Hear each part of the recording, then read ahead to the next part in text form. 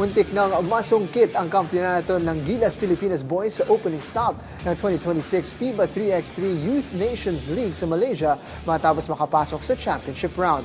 Pero nakatikim ng mapait na 1 puntong pagkatalo ang Batang Koponan kontra Belarus. Yan ang report ni teammate Jamaica Bayaka.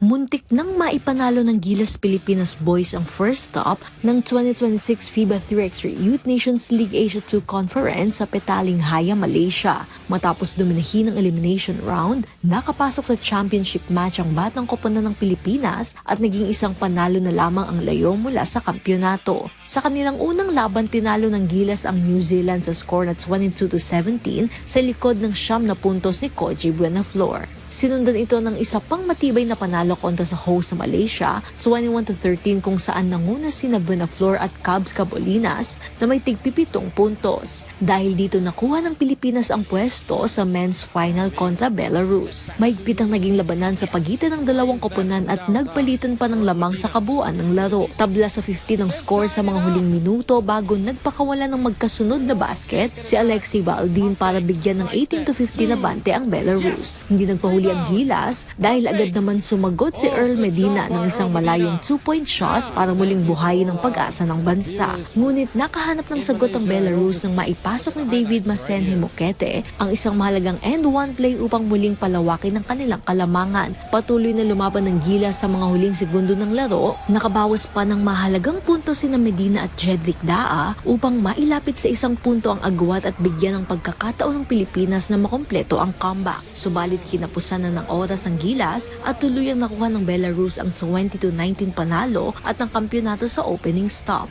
Nanguna si Medina sa Pilipinas matapos magtala ng 7 puntos habang nagdagdag naman ng tigli-5 puntos sina Cabonilas at Buenaflor. Samantala, hindi naman naging maganda ang simula ng kampanya ng Gilas Pilipinas Girls matapos yumuko sa Japan 21-10 at sa host sa Malaysia 20-11. Sa kabila nito, may pagkakataon agad ng Pilipinas sa makabawi sa magpapatuloy ng kompetisyon. Magbabalik sila sa aksyon para sa stop 2 kung saan makakasagupan ng boys team ang Japan at Malaysia habang makakaharap naman ng girls ang New Zealand at Malaysia. Jamaica Bayaka para sa atletang Pilipino, para sa bayan.